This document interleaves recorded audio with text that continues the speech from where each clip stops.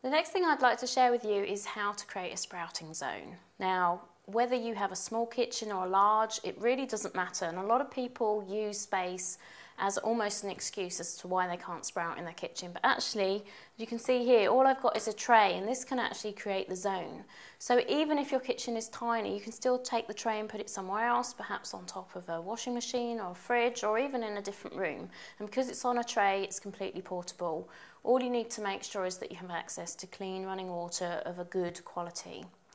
So let's talk about what we have here. Aside from the tray, we've got a sprouting jar here with a screw top lid, and this is a certain type of sprouting jar. As you can see, it's actually got like a stand here, which is so that it can drain properly.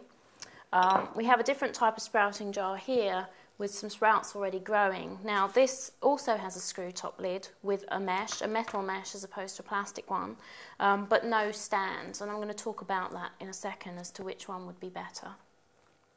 Then over here I've got a selection of different dried grains and beans ready for sprouting, and obviously you'll need a selection of those.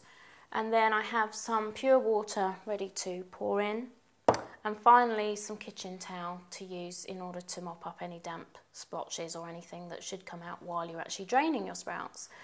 So when it comes to actually creating the sprouts in the first place, you need to decide what it is you're going to sprout them in. And if you've seen any of my material before, you know I'm a big proponent actually of the jar. I like to keep it really simple. There are a myriad of different pieces of equipment on the market now that will help you with your sprouting, but as far as I'm concerned, the good old-fashioned jar is and has always been the best way. So when it comes to choosing which type of jar, these are obviously commercial, already designed jars. You could start with a simple jam jar and maybe a pair of old tights or some muslin over the top secured with an elastic band. That will do the job just the same. But if you do want to go professional and have something that is a lot easier to use in a lot of respects, then you'll probably be looking for something like one or the other of these on the market. Now, as I've already shared with you, the main difference between these two, aside from the capacity, because this one is quite a bit smaller than this one, is the fact that this has a stand which does allow it to drain. And that can be, you know, a blessing and a curse. I actually prefer to have these ones because they do have that bigger capacity, and honestly you should be doing the draining before you come to place it in your sprouting zone anyway. So let's take a look at how we'd go about this.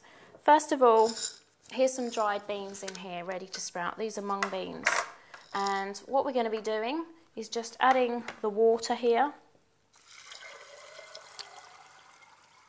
And this is what you would be doing in your own home, and just leaving them here on the tray overnight.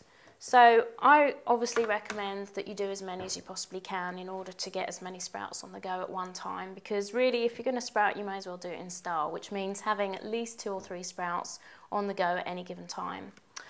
Now you may indeed have more than one type of sprouting jar. It really doesn't matter. This isn't about how it looks, but just know this is the basic setup. So it's nothing fancy, very simple, anyone can do this. Now the next step obviously when it comes to sprouting is the next morning you would drain off the excess water, and it's at that point you want to be really, really careful to drain it properly. And when you have done that, and this is an example of that, you can simply leave it to stand. Now if you did have concerns about draining, this would be where you might bring in some kitchen roll, and you would simply pop this on your tray, have your jar standing upside down, and allow any excess moisture to drain out during the day, and that of course would be soaked up by the kitchen towel.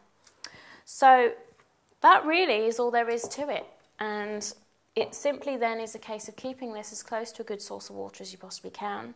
It means rinsing and draining once or twice a day depending on the season, and because it is a relatively small space and because it is self-contained, it means that you will, no matter what size of your kitchen, automatically have a great sprouting zone that you can access any time of day or night, any time of the year, and will give you that year-round crop of fresh sprouts that are so important in a raw food diet.